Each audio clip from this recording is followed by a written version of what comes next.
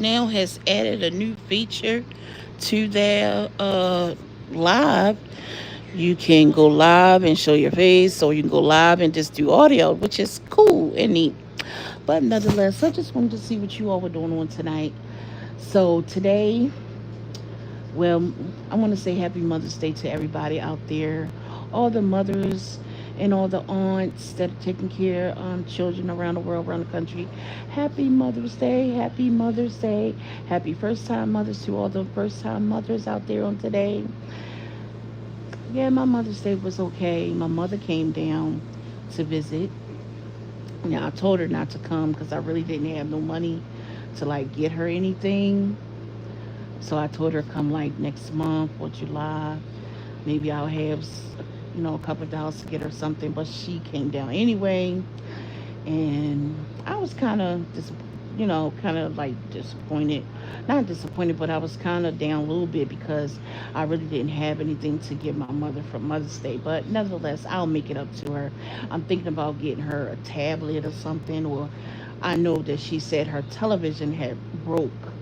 She made a mistake and knocked it down. So I think I'm just gonna like save up and get her a new television for Mother's Day, and a smart TV so she can watch like movies and stuff like that. My mother is 60, nah, 60, 68, yeah. And let's see, when she came down, we went to, we was going to go out for breakfast and then go out for dinner. So I told her, let's switch up, let's stay in for breakfast. Because if I would have went out for breakfast and then turned around, came back, I would have been a little bit tired, going out, moving around and stuff like that. Probably would have been exhausted. So I told her, let's stay in for breakfast and go out for dinner. So we stayed in for breakfast and we did the DoorDash. We ordered IHOPs and it was hard as a kite. Paid like seven. My mother said she wanted to treat me, so she treated me for breakfast at IHOPs. It was like 70 some dollars. And then later on, we went to Olive Garden, and that was my first time going to Olive Garden. I never went to Olive Garden, y'all, and I went to Olive Garden for the first time. And I ordered chicken scampi. I could have did the shrimp, but I didn't want to do the shrimp because I haven't eaten shrimp in so long. So I figured if I ate the shrimp, I would have got sick. So I got chicken scampi, and I got these little for the appetizer. We got these little, I guess, a little like square things that was like lasagna, and I tasted them. They was okay. I thought it was gonna be good, but it was all right. But it was kind of hard, and the reason why it was hard is she said they either my daughter partner said they fry it. I think she said, or they bake it or something like that. I'm not sure, but the lasagna noodle was hard, like literally hard. And I didn't even want.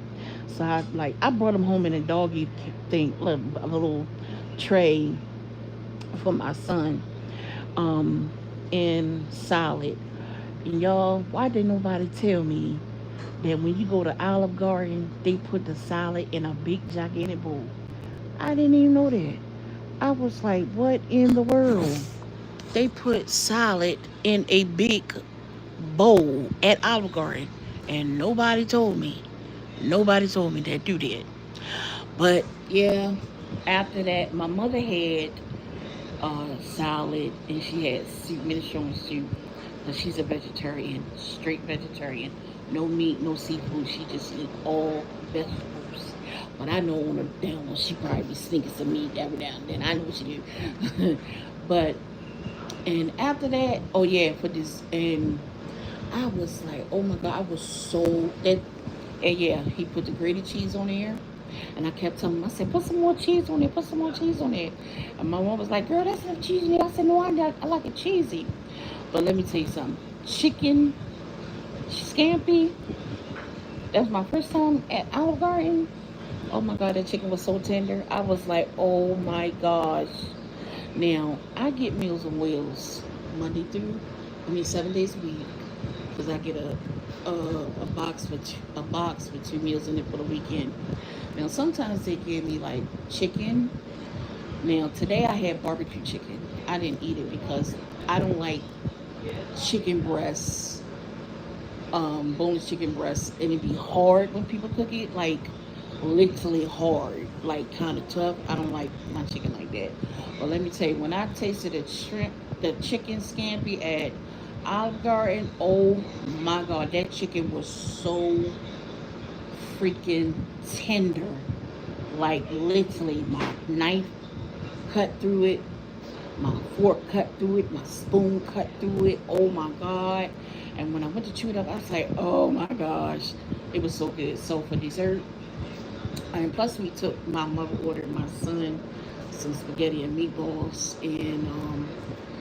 and I got dessert. My dessert was strawberry shortcake, and it was awesome, awesome, like literally awesome.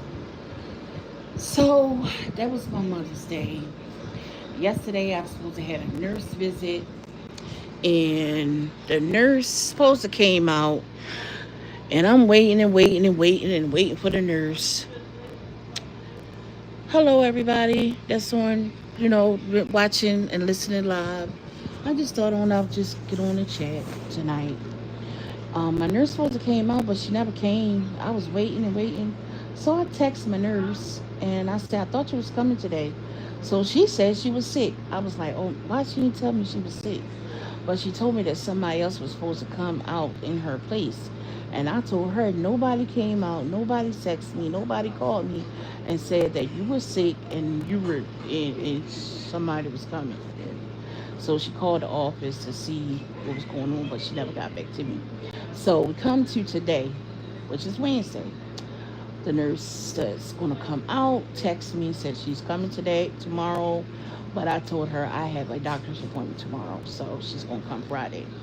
So I go to the doctor's tomorrow, but because I get a ultrasound on my abdomen and a renal ultrasound on my abdomen as well for my hernia, because I got high, hernia, the kind of hernia that sits smack dead in the middle of your stomach and like up towards your chest area a little bit right there and smack dead in your stomach. Yeah, they say I got a high hernia, and y'all, this thing is a beast. Because sometimes it hurts a little bit, sometimes I get indigestion, and a lot of times I can't really fully eat. I have to eat like small, really, really small portions, like really, really small portions of food. Because if I eat, like, say for instance, I eat a plate of food, I'll get full just from 2 bites. And sometimes I told the doctor I could get up in the morning, take my medication, drink water behind it, and be full just from off that little bit of water that I drink because of the hernia. So my doctor suggested me eat really small meals throughout the day and to keep myself from, you know, what they say, going into malnutrition or something like that, because your body can feed off this fat. If you don't eat, and people always say, well, I'm going on a fast. You just can't up and go on a fast. Or you just can't up and stop eating, because your body will feed off the fat that's stored in your body. And you can suffer from malnutrition. For real, for real. So I eat small portions throughout the day, maybe a piece of bread with some butter, um, or maybe some dry cereal. I like Golden Grams. Somebody, my granddaughter told me today. She said, "You need milk." I said, "Girl, I do not drink milk." She was like, "Why?" I said, "Because milk is for baby cows." And I told my daughter, and I was telling my physical therapist too last week. And he said, "You need to get something about milk." I said, "I do not drink milk because milk is for baby cows." And I said, "Do you know that all those milk products in that supermarket that people be buying, soy milk, almond milk, silk milk, and all that?" I said, "Ain't none of that milk good for the human consumption. None of it.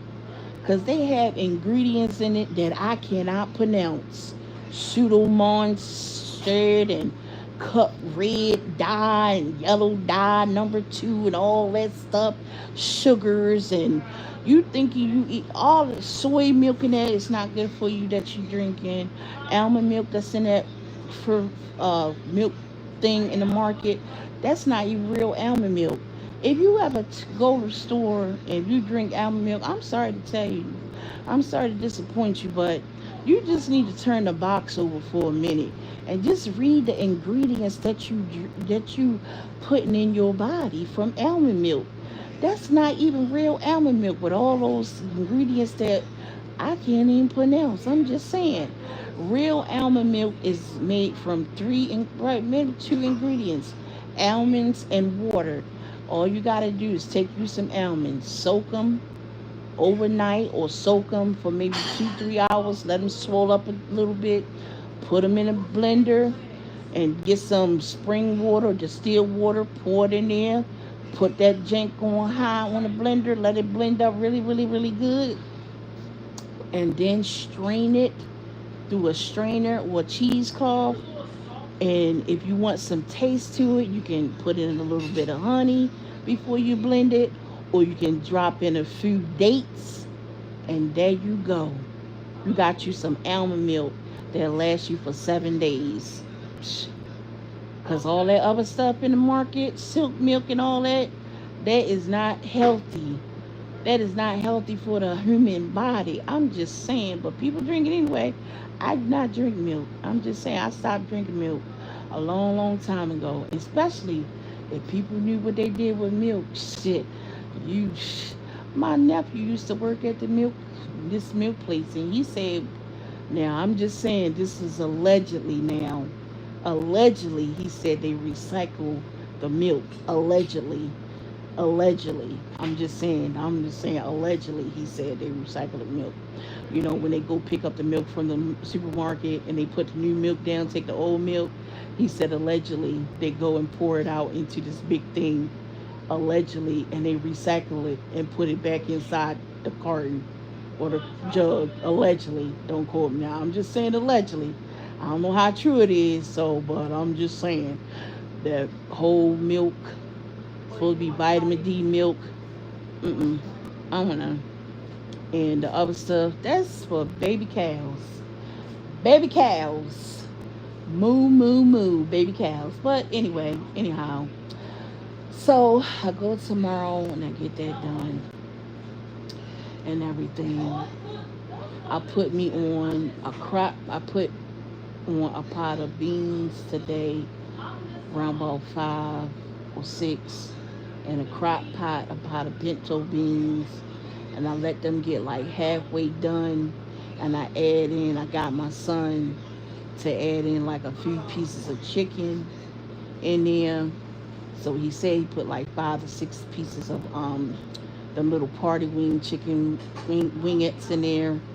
And then after that gets done in a couple of more hours, probably like I give it like 2, 3 hours more. I'm gonna add in like 10 tablespoons of rice. Some people they put like a half a cup of rice or a cup of rice. I don't want it to be a lot of rice, so I'm gonna add like 10 tablespoons of rice in it. And I don't eat salt on my food because the sodium. You gotta watch your sodium intake.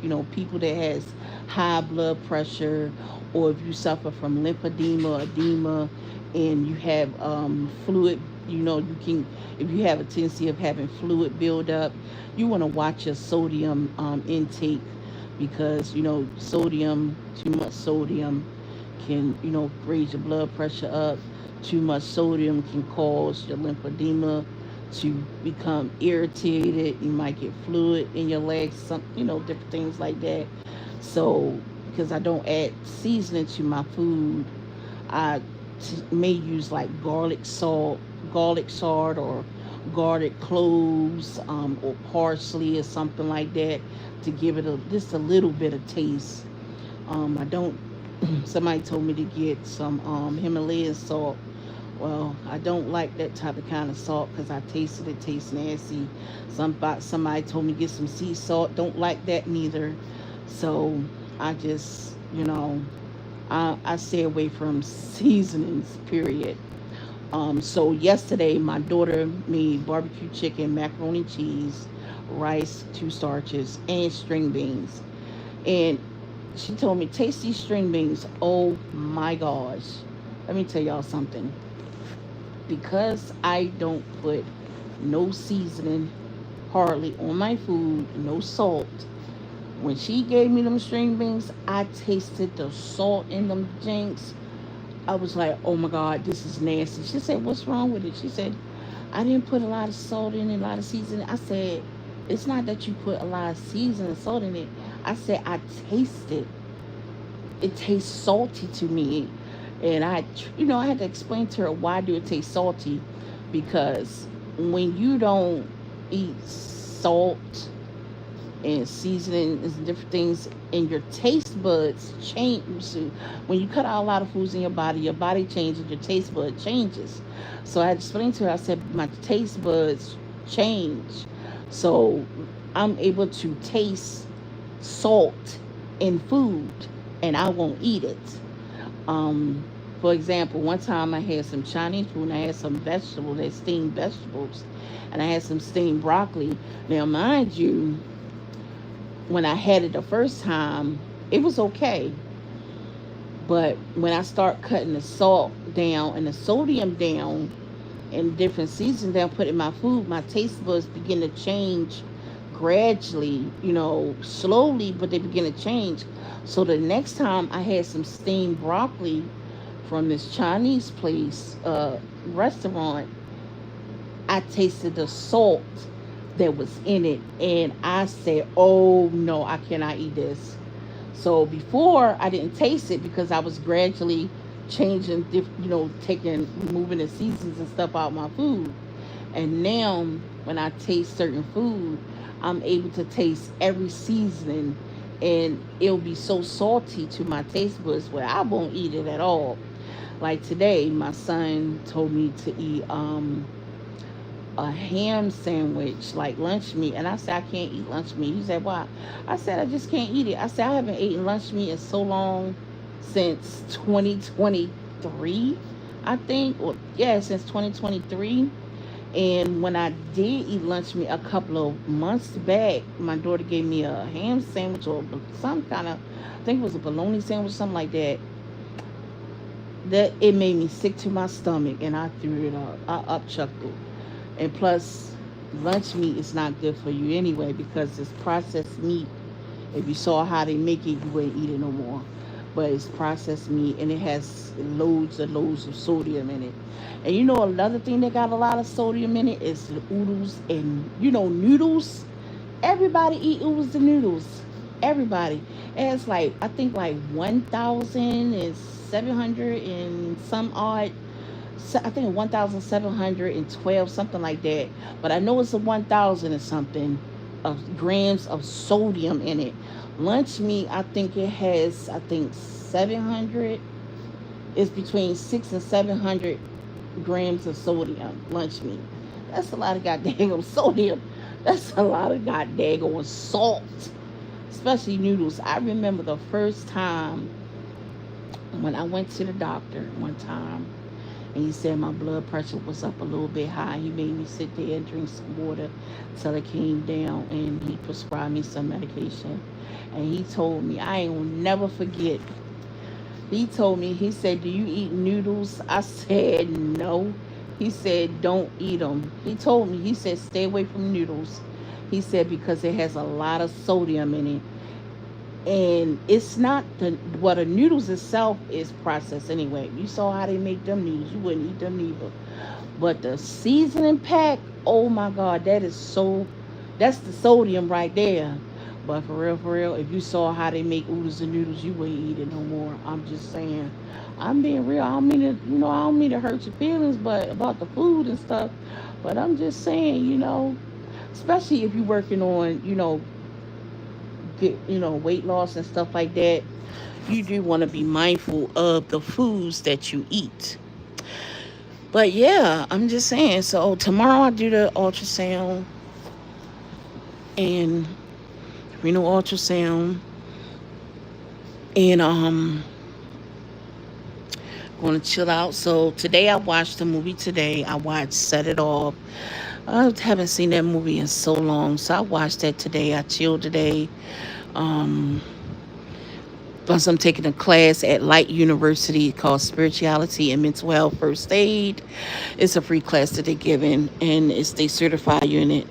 I have a bachelor's degree, a bachelor's of science degree in psychology, and I have a master's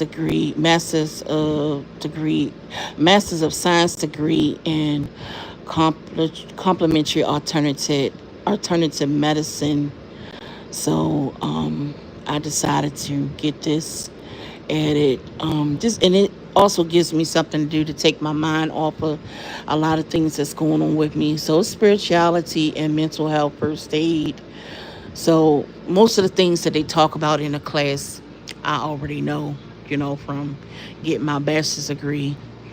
But it's more so they talk about both sides, the mental health side and spiritual side as well. So I'm getting the spiritual side um, teaching as well, as long as and the other side of mental health, distinguishing mental health from spiritual health, spiritual things from mental illness from emotional and different things like that we learning about. So I'm in lesson 2 right now. Lesson 1, I passed it because you got to at least get a 70% in that class in order to pass.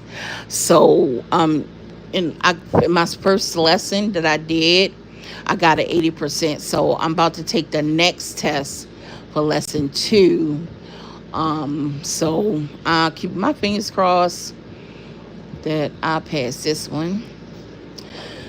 So, and they give you a certification in, spirituality and mental health first aid at Light University. That's a good, and they're connected to AACC, American Association of Christian Counseling. So it's American Association of Christian Counseling. For anybody that wants to get that counseling certification on a biblical side, that's a great place to start. And as well as Light University, they have some great courses as well, bachelor's courses, master courses, and certificate courses as well. But I'm going to end this little chat for right now. Just thought I would come on to see who's up right about now. I'm going to be live on tomorrow, so check me out tomorrow on the journey.